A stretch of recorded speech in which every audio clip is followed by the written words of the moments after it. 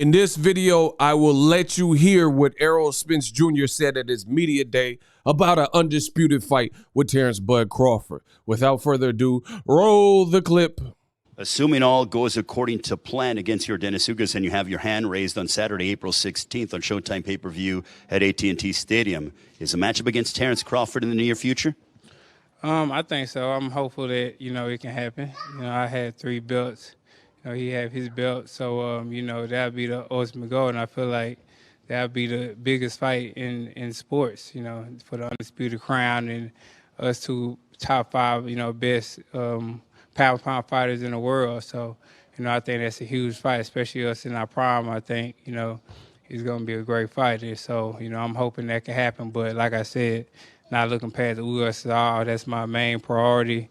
That's the guy that, I got to look at, because if I got to beat him to get Terence Crawford or anybody else, So I want to get the 3rd belt and, become undisputed. So that's my ultimate goal. So I got to get past this test. So I'm not looking past Ugas at all. Man down. Hey, stop that cab. Errol Spence Jr., that's what he had to say at his media day. I kind of want to talk about that with you guys. Before I get started, let me say this. In the last 30 days, I noticed something. 50% of the people that subscribe to my channel, that listen to the video, they were subscribed. But that means 50% were not subscribed. You can fix that right now by hitting the subscribe button. Errol Spence. So he had his media day in Texas. Big fight. I love it. I love it. I love it. So the question, people want to know about the Terence Crawford situation, and Errol Spence is keeping it real. I love his response because, one, he addressed the elephant in the room, Terence Crawford fight. He was asked about it, and that's exactly what you're supposed to say. You look at the great fighters from yesteryear, like guys like Floyd Mayweather, and people would always ask him about Pacquiao, and he'd be like, I'm fighting Miguel Cotto. I'm fighting Miguel Cotto. So I'm worried about Cotto. And that's basically what Errol Spence said.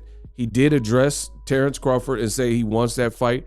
And it's 2 top 5 great fighters that are both in their prime. So that's telling too, because some people question if Errol's in his prime after his accident, after injuries to his eye, things like that. So Errol Spence is, I believe in the laws of attraction, me personally. So he's speaking that into his existence, really, because he must believe that, he's in his prime right now. Because why would he say he's in his prime if he doesn't feel like he's in his prime? You dig me? So Errol Spence, he believes that he still got it. I know there's some people that question, is he the same fighter? Did the accident or eye injury take something away? But let me tell you, Errol Spence looked jacked and completely dialed at the media day. He didn't look like he's missing any steps. His nutrition, his eating, his weight, he looked crispy. I never really worried about the chemistry between him and Derrick James, because for all intents and purposes, from what I've seen, they seem to have a good situation that works for them. Like, I've never really seen, they're usually on the same page. And some people, that can't be said. Like some teams in boxing. Some teams in boxing, it'll be where the trainer will be saying one thing and then the fighter will be saying something totally different, But when it comes to Errol Spence and Derrick James, I really feel like they've been in unison. So they have a great chemistry, which is always amazing. Errol Spence, he looks completely dialed. And I can't wait for this fight. I'm so looking forward to it. Just to give you guys an idea of Errol Spence and how he looked, roll the clip. As you guys can see, the only thing that's changed from Errol in the past is his tattoo, his back piece. But he looks like, he looked jacked. Look at it. He looks dialed in. Look at his back. You know what I mean? So this is exciting for me as a boxing fan. Just look at him. He's in crazy shape. To me, listen, I'm just giving you my honest opinion. He was in shape for the Danny Garcia fight. This is different. Because when he fought Danny Garcia, he didn't look like, he looked like almost like sucked up a little bit. You know what I'm saying? Like he looked like super lean, super duper lean, where he had like, he didn't have volume. Right now, he looks like a big, full welterweight. And in my opinion, I think that's getting the right team. Like he already had a great trainer in Derek James, but getting the nutrition down, because I know a lot of fighters personally, and fighters do all, they saunas, sauna suits, all kinds of running, take scalding hot baths, you name it. You know, there's don't eat, regurgitate, use the bath. You know what I'm saying? There's crazy ways and methods to try to make weight. And Errol Spence is $1 million fighter. That's what I like to call him, $1 million fighter. And what I truly love is when these $1 million fighters, they act in accordance. Like you look, if you're a top level elite NFL player, there's going to be a certain method to the madness and methodology and regime that you do. Like you're going to have your own like regimen, and you're going to dial it in. You think Tom Brady doesn't? He has, I watched something. He has like I forgot what they call him, a personality coach or like a mentor that's helping him. And like, I'm not saying all he does is pass the ball, but he's passing the ball. And it's these extra things that make great people even greater, because they got to be centered. And if you need a sports psychologist or whatever, you know, you got to do what you got to do. So Errol is absolutely $1 million fighter. He's pretty big for the division. So half of the battle is making weight, and making weight in the appropriate way. If you do not make weight in the appropriate way, you're going to look gaunt. You know what I mean? You're going to look real skint. But this looks different. Errol also got the shag, you know, putting on for his people in Texas. Hey, man, damn, stop that cat. This is going to be a great fight. You know, look for me to look. I mean, this looked like the Errol that when he was hungry, coming up through the ranks and calling out Keith Thurman, calling out Kell Brook. So basically, so realistically, you know, when he was calling out those guys for shots. And Errol Spence is lucky because he was in a situation that literally could have claimed his life, and he walked away unscathed. Even if it didn't claim his life, there's certain people that when they've gotten in their accidents, they lived to tell about it, but they were never the same. Like in rap, if you know the DOC, I mean, DOC's career, who knows what he would be, you know, in terms of hip hop royalty, even more so had he not gotten an accident. But he got in an accident, like messed up his vocal cords. So he couldn't rap the same. You look at Paul Williams, confined to a wheelchair, so clearly he couldn't box anymore. Errol Spence walked away from it. He's truly blessed.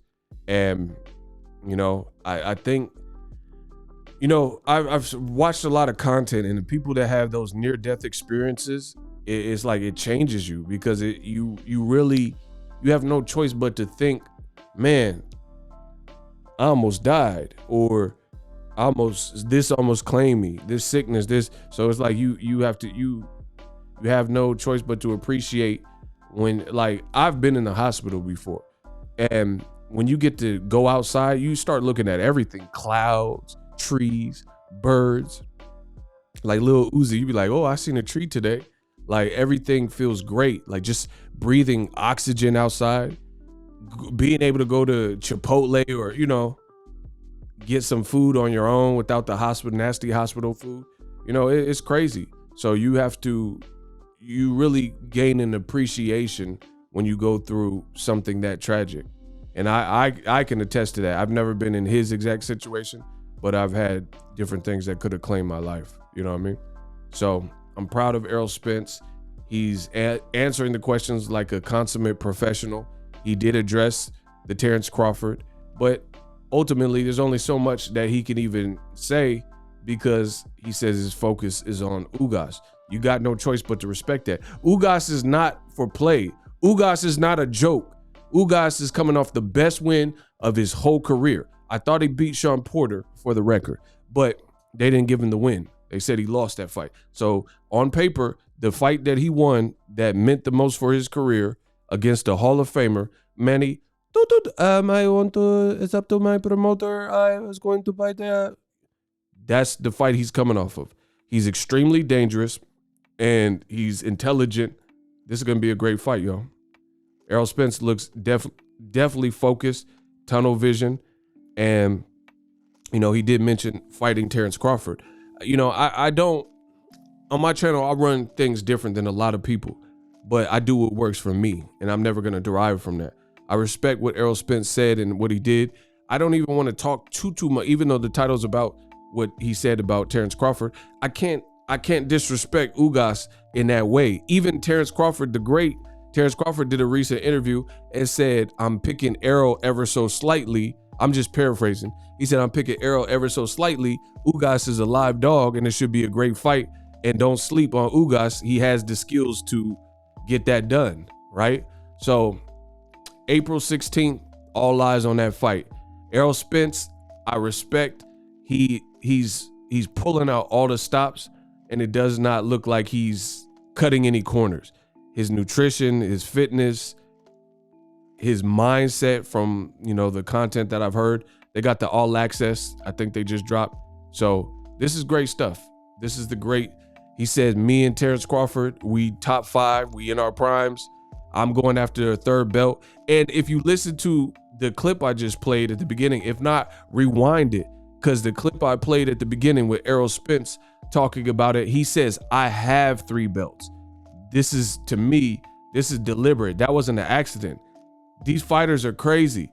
In his mind, he's telling you he already beat Ugas, but he has to just show up April 16th and do it. I'm not lying. Listen.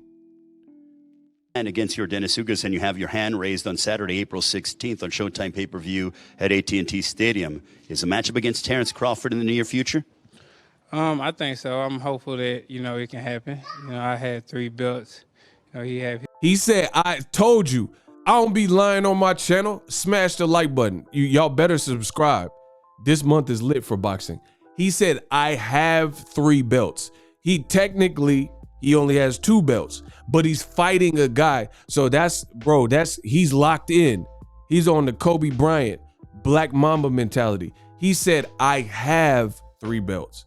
Like, it's already done. So in his mind, Errol looks like he's trying to make a statement. Maybe that's just my interpretation of it, but he said, I have, as opposed to, I'm fighting for a 3rd belt. This man is locked in. Offered in the near future? I think so. I'm hopeful that, you know, it can happen. You know, I had 3 belts. You know, he have his belt. So he said, I have 3 belts and Crawford. So he already beat Ugas. In his mind, he already beat Ugas. He just got to show up and do it. He locked in, y'all. Subscribe to my channel. I'm the best in the business. Errol Spence said the Crawford fight, hopefully it can happen. Previously in another interview, he said that now that Crawford is away from Bob Arum, it's easier to get that fight facilitated. I can't wait. Boxing is lit. I'm the best in boxing history, so subscribe, follow along if you want to hear more about this fight in the leading weeks. And I'm out. The future is now. The Hibernation 5s by Kenichi Bear. Hybrid gaming and lifestyle headphones. Out of the box, you can connect to any console or PC. Bluetooth ready with a low latency USB adapter, color RGB, and extreme bass mode.